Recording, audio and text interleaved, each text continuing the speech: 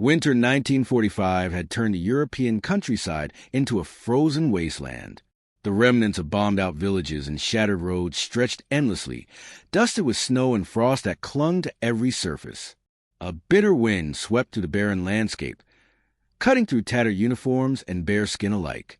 Among the silent ruins, a long column of German women POWs trudged wearily forward. Their faces were pale, their eyes hollow from hunger, exhaustion, and the constant shadow of fear. Each step was a struggle, each breath a labor. They had marched for weeks with little food, no warmth, and no hope. Their world had narrowed to nothing more than the next forced step, the next command to obey, the next day of survival. Then, as the group rounded a bend, the unexpected happened. American soldiers appeared, emerging from the swirling snow, their figures solid and commanding against the gray sky. Their rifles were at the ready, but their demeanor was different, calm, intentional. They were not here to push them forward. Rest, not march. The word struck the women like a physical blow. For months, for years, they had known only movement, only orders barked by cold voices that demanded obedience at the cost of health, dignity, and humanity. To stop, to simply rest, was incomprehensible. Some froze mid-step, eyes widening, muscles stiffening as if their very bodies refused to process the command. A few glanced nervously at the soldiers, searching for hidden cruelty or deception. Finding none, the snow beneath their boots crunched quietly, as if the world itself were holding its breath. Confusion rippled through the column. Some lowered their heads, unsure what to do. Others hesitated, caught between years of instinctive obedience and surreal awe for mercy. The winter wind whipped across the field, tugging at scarves and skirts, but the harsh cold was almost welcome compared to the shock freezing their limbs and minds. Among them, one young woman, barely 16, sank to her knees, her hands brushing the frost-tipped earth. She dared not move for fear it might be punished. Beside her, an older woman, who had marched since the war began, leaned on her walking stick and squinted into the gray distance. Her face, lined with suffering, softened for the first time in months. Yet the instinct to flee, to keep moving, still lingered. It was a survival reflex too deeply ingrained to discard instantly. The Americans, patient and silent, began distributing blankets and small portions of food.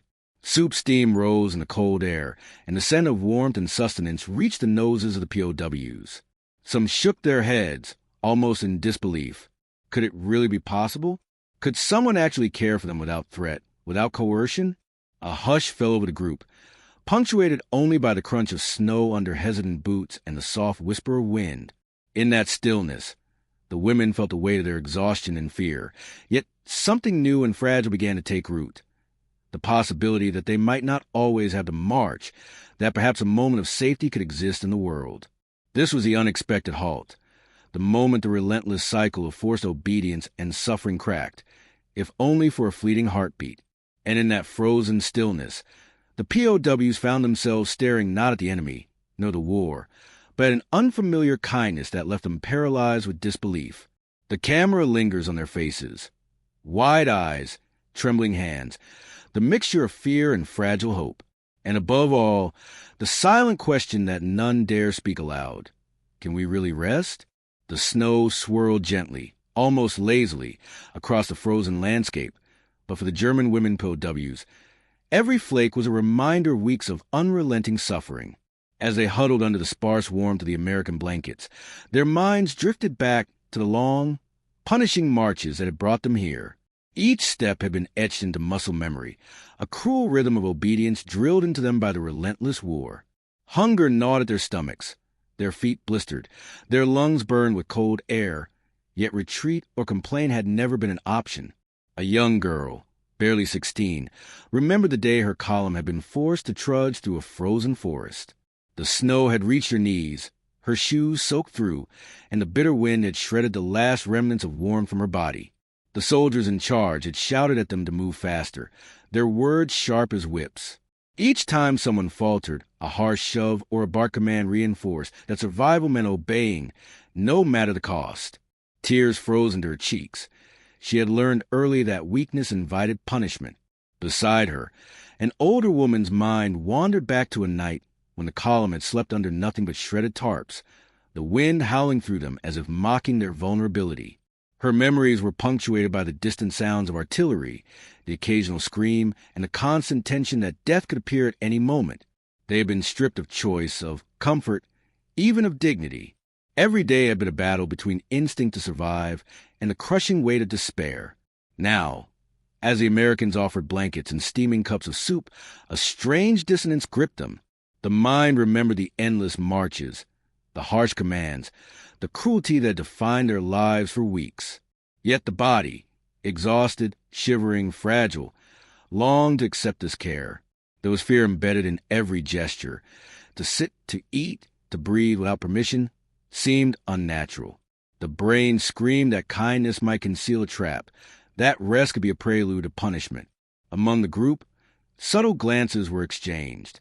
The women studied each other, gauging whether it was safe to accept relief. One POW hesitated before reaching for a bowl of soup, fingers trembling as though the warmth would scald them. Another wrapped herself tighter in a blanket, unwilling to trust the strange generosity that contrasted so sharply with the harshness of her memories. The American soldiers moved quietly, patiently, understanding that trust could not be demanded, only earned. They handed blankets carefully, knelt beside the women, and offered gentle encouragement. Their calm demeanor contrasted with the harshness of what the POWs had endured, creating a fragile bridge between fear and hope. As the women sipped the soup, the scene shifted subtly into flashbacks of other POWs who had faltered along the march. One young woman remembered a companion, collapsing from exhaustion, and the terror of witnessing that vulnerability punished. Another recalled the muffled cries of women forced to continue despite frostbitten feet. The collective trauma was heavy, an invisible chain that bound them even now. Yet, amid the memories, the small act of kindness began to pierce the frost of their minds. For a moment, they allowed themselves to imagine something impossible. Safety, warmth, even a fleeting sense of humanity. The tension between past suffering and present relief created a delicate internal conflict, one that could break at any second. Outside, the wind continued to whip snow across the ruins, a reminder that the world remained harsh and unpredictable. But within that small circle of POWs and soldiers, an unspoken shift began. The first tremors of trust, fragile and uncertain, had taken root. Their memories of the march had been etched deep, but perhaps, just perhaps, the march did not have to define every moment. The camera lingers on close-ups, frozen eyes reflecting the snow outside, hands clutching bowls of soup as if for dear life, lips trembling with disbelief. The silence is broken only by the whisper of wind and the quiet crunch of boots on snow, a haunting reminder that while the march had paused, the memory of it remained alive, shaping every heartbeat. POWs, it was the unexpected mercy before them. They stood frozen in the snow, staring at the American soldiers who had issued the impossible command. Rest, not march. For months, every order had carried the weight of punishment. Every moment of hesitation had been punished. And now silence, patience, blankets, soup. Time seemed to stretch unnaturally. Some women could not move their feet, as if their bodies had forgotten how to obey a different kind of command, one that did not carry threat or coercion. Their eyes, wide and unblinking, reflected the pale winter light, mirrors of disbelief and terror interwoven with the faintest glimmer of relief. A young girl trembled, hands gripping the edge of a blanket, as though letting go would shatter some invisible rule she had lived by. Beside her, an older woman leaned heavily on her cane, the muscles in her back stiffened by years of forced marches, yet her eyes softened as they took in the calm faces of the Americans. For a fleeting heartbeat, she dared to hope, but fear lurked beneath hope's fragile surface, an instinct too long honed by suffering to be dismissed so easily. The soldiers moved quietly among them, maintaining distance, yet offering gentle reassurance. One knelt and whispered, "It's safe. You can rest." The words, soft and deliberate, seemed almost impossible to comprehend. The women's bodies remained locked, frozen by disbelief, as if their very survival instincts resisted this unfamiliar kindness. Outside, the wind whispered over the snow, carried with the echoes of past horrors. Cries of exhaustion barked orders, the relentless march through icy forests and bombed-out roads. The memories surged unbidden, latching onto the moment of stillness like claws. For each woman, the past pressed against the present with unbearable weight, demanding obedience even in the absence of threat. One prisoner, lips trembling, finally lowered herself to the snow-dusted ground. Every nerve screamed, a lifetime of conditioning resisting the act. Another glanced at her neighbor, eyes silently asking, "Can we trust this?" Hesitation rippled through the group. The column that had once moved with grim certainty now resembled a tableau of frozen doubt, each figure locked in the struggle between survival instinct and the strange new reality of care. The Americans did not force them, did not rush them. They simply waited, a quiet human presence against the relentless winter. Slowly, almost imperceptibly, hands unclenched, shoulders relaxed fractionally, eyes softened. A tremor of acknowledgement passed from one POW to another, a silent understanding that the rules had changed, at least for this moment.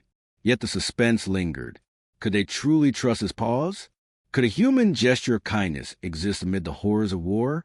The camera lingers on the frozen faces, the pale breath rising into the cold air, the subtle shifts of movement, a hand reaching for warmth, a reluctant smile, a tear slipping unnoticed down a cheek. Every micromotion speaks volumes of internal conflict, fear battling fragile hope. In this chapter, the stillness is not calm. It is taut, heavy with tension. Every heartbeat, every shiver, every breath carries the weight of uncertainty. The women are caught in a liminal space between trauma and trust, between a past that has haunted them and a present that dares to promise something different. And in that frozen tableau, the viewer feels a silent standoff, not between armies, but between human fear and human kindness, a quiet suspense that teeters on the edge of revelation. Quiet warmth began to emerge. The American soldiers moved gently among the German women POWs, offering blankets, cups of steaming soup, and soft words that carried neither threat nor command. At first, the prisoners recoiled slightly, instinctive fear making them flinch at any human touch. Yet slowly, the gestures of care began to pierce the heavy frost around their hearts. A young girl, who had remained crouched and frozen for what felt like hours, finally lifted her trembling hands to accept a bowl of soup. She brought it to her lips cautiously, her eyes never leaving the soldier's face. The warmth of the liquid burned pleasantly against her chilled throat, and for the first time in weeks, her body recognized relief instead of punishment. Beside her, an older woman tugged the blanket around her shoulders, the ruffle oddly comforting against skin that had known nothing but cold and hardship. The camera pans over the group. Small smiles begin to appear, tentative nods exchange, hands brushing gently against one another in a shared acknowledgement of their new reality. The soldiers do not speak loudly. They do not force interaction. They simply allow the POWs to rediscover the most basic human dignity, a warm meal, a safe place to sit, the freedom to breathe without fear. One prisoner, standing slightly apart from the group, whispers to herself, almost inaudibly, a mix of disbelief and wonder. Could this be real? Could someone care for us without expecting anything in return? Her voice trembles, not from cold, but from a fragile emotion stirring within her. Nearby, a teenager laughs softly, almost involuntarily, at a clumsy but kind gesture from a soldier handing her a blanket. It is a laugh long suppressed, a spark of humanity reigniting. The past, however, is never far behind. Memories of marches, beatings, and lost companions linger like shadows at the edge of their consciousness. One woman recalls the bitter wind cutting through her clothes during a forced march, the distant cries of those too weak to continue. The fear is still there, a ghost haunting each heartbeat. Yet now the contrast is stark. Outside, the world is harsh, unyielding. Inside this temporary haven, warmth and care exist, tangible and undeniable. Slowly, the POWs begin to interact, not with words, but through gestures, sharing blankets, offering a sip of soup to a neighbor, exchanging glances that carry gratitude and a flicker of trust. The camera focuses on these small acts, emphasizing that humanity often survives in the tiniest, quietest moments. For the first time, the women are not simply survivors of circumstance. They are participants in the act of living, even in the midst of devastation. The American soldiers, patient and calm, understand the power of restraint. They allow the POWs to set the pace, to decide when and how to accept care. Their presence is a bridge, a quiet testament that kindness can exist even amid the horrors of war. The snow continues to swirl around them, indifferent to human suffering or joy. But inside this circle, a fragile hope takes root. By the end of this chapter, the POWs are still wary, still haunted by the past. Yet their bodies relax, their breathing slows, and a sense of safety, however tenuous, emerges. Small gestures of humanity have cracked the wall of fear, proving that even in the darkest winters, warmth can survive. The camera lingers on close-ups, hands brushing against blankets, soup bowls held with care, eyes softening in shared acknowledgement. A single beam of sunlight breaks through the clouds, touching the snow and the women's faces alike, a visual metaphor for hope piercing the cold, harsh world around them.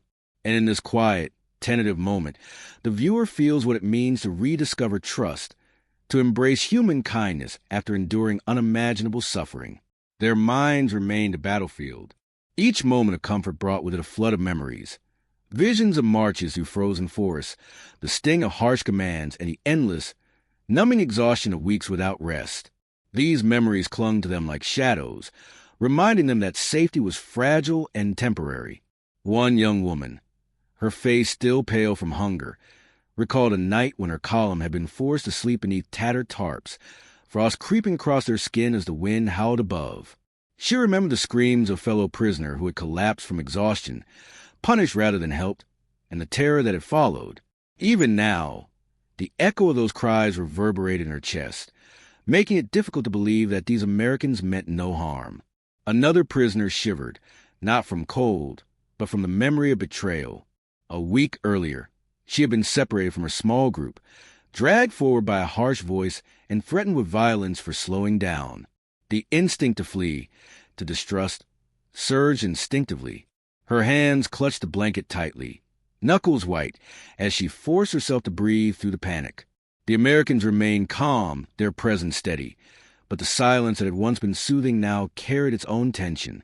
Any sudden noise, a snapped branch, the distant rumble of artillery, the flapping of snow-laden tarps, triggered reflexive fear in the POWs.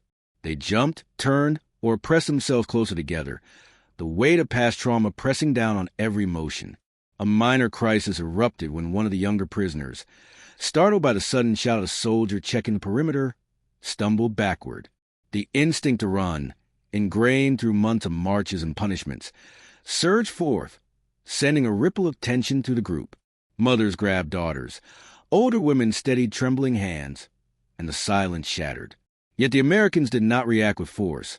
They offered gentle reassurances, their calmness a stark contrast to the chaos of memory. In these moments, the women were forced to confront a difficult truth. The past did not disappear simply because kindness appeared. Trust had to be rebuilt piece by piece, and every act of fear was a reflection of the scars left by weeks of dehumanization. The camera lingers on close-ups of trembling hands, wary eyes scanning the horizon, and faces that shift between disbelief, terror, and cautious hope. As the minutes passed, some POWs began to accept the reality before them, though hesitantly. They allowed themselves to sip the soup more freely, to shift their weight without fear of reprimand, to exchange small, tentative smiles with neighbors. Yet others remained frozen, caught in the relentless grip of memory. Their bodies moved, but their minds were tethered to the pain of past marches, the harshness of authority, and the grief of those who had not survived. One central figure, a young mother, whispered softly to her daughter, recounting in hushed tones the fear that had accompanied every step of the march. But as she spoke, she also acknowledged the small acts of humanity surrounding them, the blankets, the soup, the patient presence of the Americans, and a fragile shift began within her. Perhaps trust was not impossible. Perhaps safety could exist, even if only for a moment. The chapter closes with the camera pulling back to show the POWs clustered together under the swirling snow, some accepting aid, others still trembling in fear. The wind continues to whip across the desolate landscape, a reminder that the world beyond this circle remains harsh. Yet within this fragile circle, a tenuous bridge between past trauma and present hope begins to form. Fragile but real. The viewer is left in suspense, understanding that while the storm may have paused, the psychological and emotional trials are far from over. The shadows of the past linger, waiting for the next test of trust and courage. Ground. For the first time in weeks, the German women POWs noticed it. Not as a harsh glare against frostbitten skin, but as a gentle light that promised warmth, if only for a moment. The previous days of fear, exhaustion, and trauma had left them cautious. Yet now, surrounded by blankets, soup, and the calm presence of the Americans, a fragile sense of hope took root. One by one, the POWs began to move with purpose, not as soldiers forced to march, but as humans reclaiming control of their bodies and minds. The young girl who had trembled the first day now lifted her head, eyes meeting those of the soldiers with tentative acknowledgement. Her fingers brushed against the warm soup bowl, savoring not just nourishment but the unspoken promise of safety. The older woman, one stiffened by months of relentless marching, stretched her limbs carefully, testing the ground beneath her boots. Each step was deliberate, a small victory against the conditioning of fear and obedience that had dominated her existence. Nearby, a mother guided her child to sit upright, offering whispered encouragement as they shared a blanket, both of them learning that trust to be rebuilt slowly but surely. The camera pans across the group. Smiles, small gestures of care, and quiet laughter begin to break through the tension that had dominated every moment of the march. The Americans remain at a respectful distance, observing patiently, their calm presence a stabilizing force. No commands are shouted, no punishments administered. Here, for the first time, choice exists. The women can eat, rest, and even speak without fear, and the freedom to do so feels revolutionary. Conversations begin in hushed tones, the first words spoken without the tremor of fear. Stories are exchanged, of loss, of hardship, of moments that had once seemed unbearable. In the sharing, they find connection, a reminder that even in suffering, humanity can endure. The young girl laughs quietly at a memory of a foolish command from weeks prior, her voice hesitant but bright. The older women nod, allowing themselves to smile at the absurdity and cruelty of the past, a tiny spark of resilience shining through.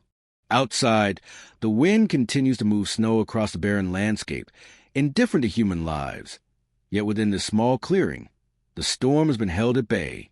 Blankets are adjusted, soup cups refilled, and small acts of kindness, hand on shoulder, whispered reassurance, shared warmth, become rituals of survival and rebirth. The camera lingers on close-ups, eyes that have softened, lips curved in small smiles, hands brushing against one another in silent acknowledgement. The chapter crescendos with the women rising to their feet together, some hesitant, others more confident. They take their first steps without command, without coercion, reclaiming autonomy denied for weeks. Each movement, each careful stride, is a testament to their resilience, a declaration that even in the shadow of war, the human spirit can reclaim freedom. The Americans watch quietly, acknowledging without words that trust has begun to bloom. Their mission, protection, and care has allowed these women not just to survive, but to feel the possibility of life beyond fear. The camera pans upward, capturing the snow-blanketed fields bathed in sunlight, the POW small figures moving forward, fragile yet unbroken, toward an uncertain but hopeful horizon. And in a final poetic moment, the narration echoes softly. For the first time in weeks, they were not prisoners of the march. They were humans reclaiming their freedom, one step, one breath, one heartbeat at a time. The scene fades to white as snow continues to fall, leaving the viewer with a lingering sense of resilience, hope, and a quiet triumph of humanity in the face of unimaginable hardship.